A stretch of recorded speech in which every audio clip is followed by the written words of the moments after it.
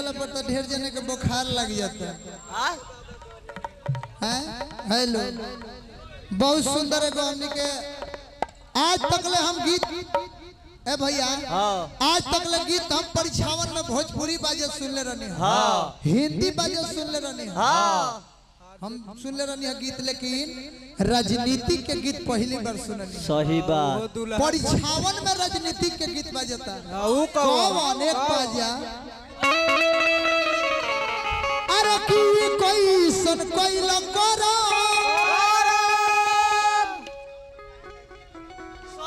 हम मर्दे देवी देवता भी पर देखत नहीं कि गीत बजता अरे की पी कोई लाज सरा अरे की अर्जेंटी के झंडा ये कैसे लहरता रे पैसा पैसा पैसा अब ये बार थले बारे अब न तू गोला शुरू है आरजेडी के नाम पर हमरा के बहुत बहुत रुपया दिले बार बार हार्दिक अभिनंदन करता नहीं ए बाबूआ तनी तबला के आवाज बढ़ा दो किंगवा बजाओ ना मत वो नया बैठल बारे नइखे बजता छोड़ जा ए बाबूआ अरे की आरजेडी के झंडा यो कैसे लहरता गे अरे त लालू जादो डरलौना तेजस्वी ना डरता गे अब किया राजे की पटिया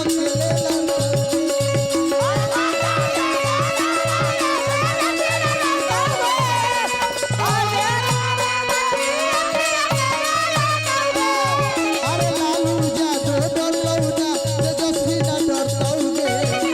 अब किया राजे की पटिया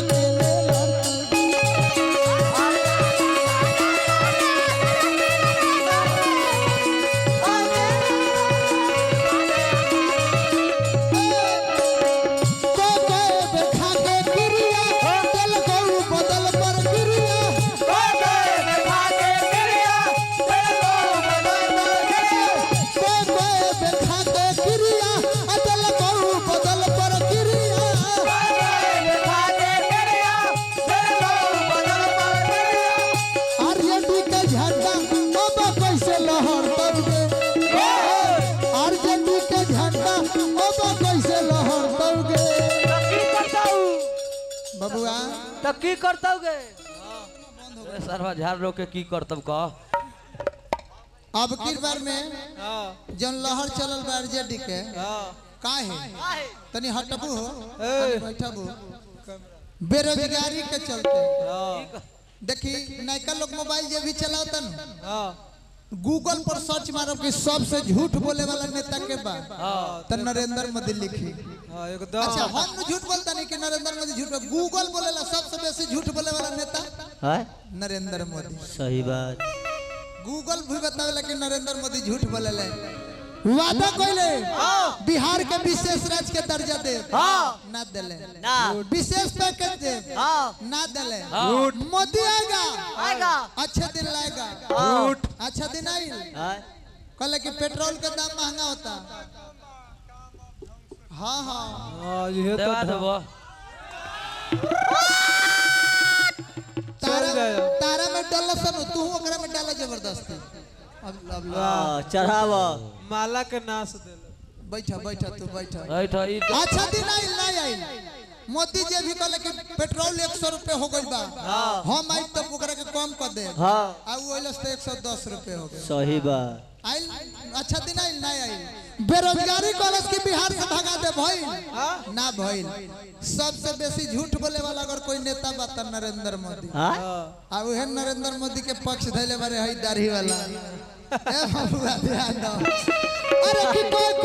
बैठा के गिरिया चल बहु बदल पर गिरिया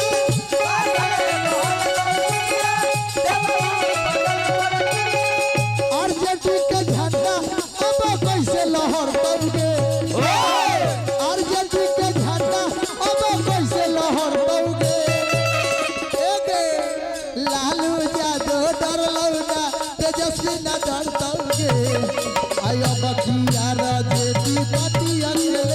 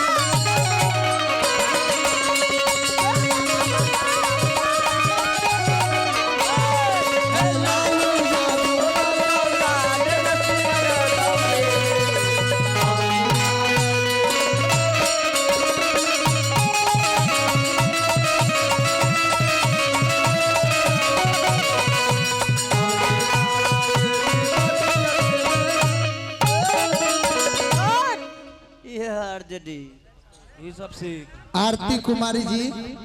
भरी रहे के पतो हमरा के 1000 रुपया दिले बारी आरती जी भगवान से ये प्रार्थना करो के मन करना ये सब का तारा मार का करबै बतवे हां ए लाइक कहता कि अब की अरे कि लालू के लाल दूनो अरे कोइले बा कमाल हो ए लालू के लाल दूनो कोइले बा कमाल हो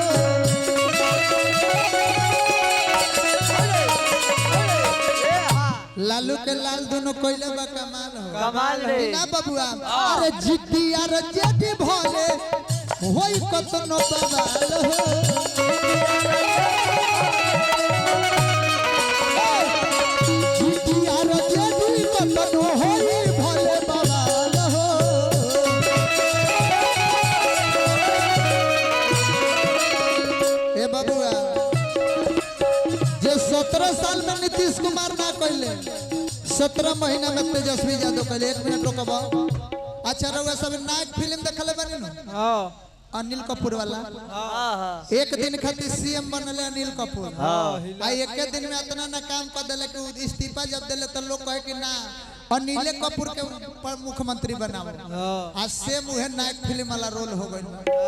17 महीना खातिर डिप्टी सीएम बनले तेजस्वी यादव हां आ 17 महीना में इतना ना नौकरी दे देले कि अब लोग कहता कि ना अब तेजस्वी सीएम बने सेम नायक वाला फिल्म वाला रोल आ गइल बा जे तरह एगो अभिमन्यु के मारे खातिर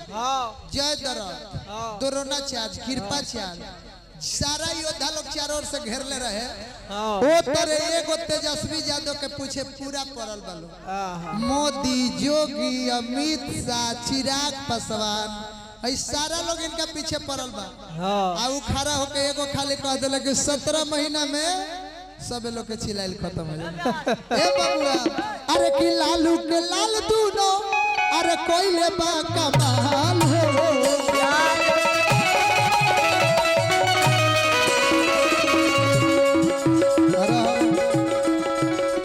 हजारों रुपया के पुरस्कार हमारा के चांदनी कुमारी जी मुंशी जी के पतो 1000 रुपया दिल बनी अब देखो अब मार करवाई वालो अच्छा पागल अच्छा हमरा ये बुझाला चाचा कि बीजेपी में सब पागले का भरल बने सब वो कैसे पवन सिंह बीजेपी में 2-4 दिन ला रहले तो उनका से पूछल गइल तब नरेंद्र मोदी जी के का समाचार बा कहले कि बस बस बहुत निमन नरेंद्र मोदी जी के अपनी भारी से भारी मतों से वोट से जितावे के बा अब प्रधानमंत्री से के मुख्यमंत्री बना देवे के बताइए और नीतीशवा कहता कि अब की बार 4000 पार 4000 पार जबकि सब अब की बार ये लोग कहले कि अब की बार 400 पार और नीतीशवा गजब मार के कहता कि अब की बार 4000 पार डुबा देलो अब बुझ जा कि अब कितना विधानसभा क्षेत्र बा जेकरा ई मालूम है कि विधानसभा कितना क्षेत्र बा हां उ नेता भइल बा लोग हां ए बबुआ ध्यान दो अरे कि लालू के लाल दूनो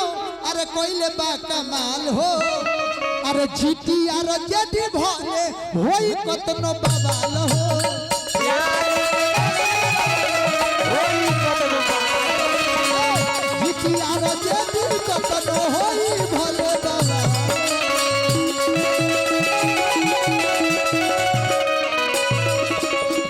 अब की ललटनिया घरे घरे बरतौगे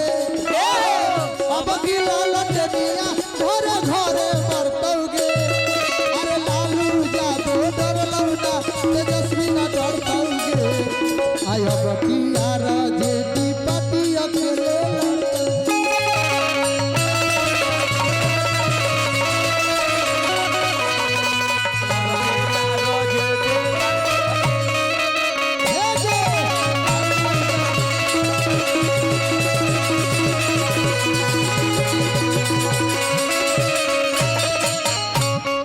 अब आई मनीषा राज जी से सुनी कहे के बा अरे कि सबके हो जाई पर पारी भारी हो